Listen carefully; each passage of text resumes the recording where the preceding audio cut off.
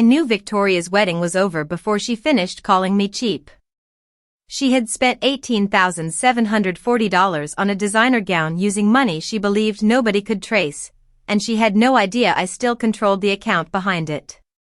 3 hours later, 200 guests would hear her own voice describing how she planned to steal our farmhouse, drain the family business, and disappear after the honeymoon. And when federal agents entered the ballroom, Victoria would try to swallow the one thing that could prove everything. Before we begin, dear friends, please help me. Your subscription is very valuable to me. Please subscribe to the channel for more stories like this. 6 months earlier, Victoria was still pretending to love us. My name is Elena Mercer. I was 38, married to David for 11 years, and I handled the finances for Mercer Agricultural Supply, the business David inherited with his younger brother, Thomas. We were comfortable, but never flashy. Our most valuable asset was Rosewood Farm, a 92-acre property outside Lexington, Kentucky. David's grandfather bought it in 1968. The farmhouse had white columns, black shutters, and an old cedar staircase that creaked near the third step. To outsiders, it looked picturesque. To our family, it was history. The land alone had recently been appraised at $2.46 million. Victoria learned that number 3 weeks after Thomas proposed to her. I remember the evening because she was sitting across from me at our walnut dining table, wearing a cream cashmere sweater and a Cartier bracelet Thomas definitely could not afford. She smelled like Baccarat Rouge 540. Sweet. Expensive. Impossible to ignore. So who actually owns Rosewood? She asked casually. David kept carving the roast. Family trust, he said. Victoria smiled. What happens if someone wants to sell? That made me look up. Thomas laughed and kissed her temple. Why? Planning to turn it into a spa? Everyone chuckled. Victoria did too. But her eyes stayed on me. I handled the trust records. She knew it. Selling requires authorization, I said. From whom? There it was. Too quick. Too interested. I smiled politely. Several people. She lifted her wine. Good. Family property should stay protected. 2 days later, someone attempted to access our encrypted document vault at 2:13 a.m. The login failed twice. On the third attempt, whoever was trying entered the correct security answer to David's recovery question. The system blocked the device because it was unfamiliar. I received the alert the next morning. David thought it was probably Thomas. I didn't. I checked the IP log. The access attempt had come from the same luxury apartment building where Victoria lived. That was the moment something inside me became very still. I didn't accuse her. I didn't call Thomas. I simply printed the log, placed it inside a blue folder, and locked it in my office safe. Then I changed nothing. People reveal far more when they believe nobody is watching. So I decided to let Victoria believe exactly that for now. For the next 8 weeks, I watched her. Victoria became unusually helpful. She volunteered to organize family paperwork. She offered to help Thomas with payroll. She even brought me coffee every Tuesday morning, always smiling as though we were becoming sisters. I smiled back.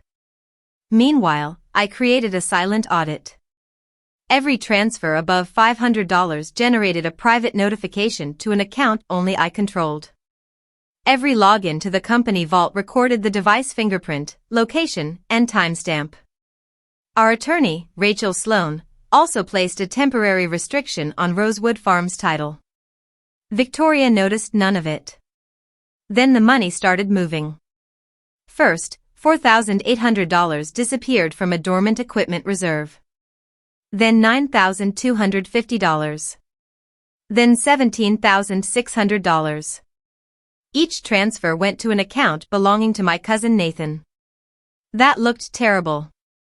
Nathan had struggled financially after his construction company collapsed, and Victoria knew the family considered him unreliable. But Nathan hadn't touched the money. His account had been compromised. Someone was using his identity as a tunnel. I called him privately. "Do not change anything," I told him. He went silent. "Elena, someone stole $20,000 through my account." "I know. Shouldn't we call the bank?" "Not yet." That answer frightened him. But I needed Victoria to finish building the case against herself. 3 weeks before the wedding, she finally made her mistake. She came to Rosewood while David and I were supposedly in Cincinnati. We weren't. A motion alert showed her entering David's grandfather's study at 4:47 p.m. She opened the antique desk. Then she photographed documents containing the trust identification number. Afterward, she made a phone call. Our security system captured her voice clearly. "I have everything," Victoria whispered. A man asked whether the signatures would be enough. "They don't need to be real," she replied. "Once the auction paperwork clears, the money moves offshore." After the wedding, Thomas will be too embarrassed to admit his wife robbed his family. My hands went cold. Then Victoria laughed. "And Elena? I'll make sure everyone thinks she did it." David stood beside me, staring at the recording waveform. His face looked gray. "That's my brother's future wife." "No," I said quietly. "That's the woman planning to destroy him." That night, we contacted Rachel. By morning, a forensic accountant had traced $86,430 through Nathan's compromised account into 3 shell companies. One had paid for Victoria's wedding dress. Another had paid a $12,000 deposit for the reception. The third had transferred $31,500 to an overseas account. We could have confronted her then. I chose not to. Victoria wanted an audience. So I decided her audience would hear the truth. Then, for days before the wedding, Thomas called David. His voice was stiff. "Victoria doesn't want you two there." David stared at me. "Why?" "She says Elena has been stealing from the family." I almost smiled. The trap had finally closed. Victoria had accused me first, exactly as the recording predicted.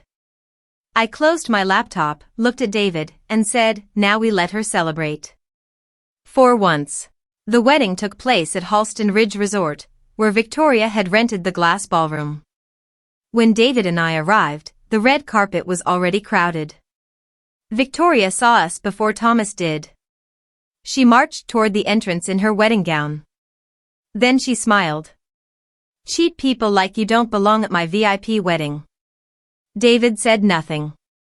Victoria laughed and pointed toward security. "You were warned. Leave." I opened my handbag. "Rachel?" Our attorney stepped from the car behind us.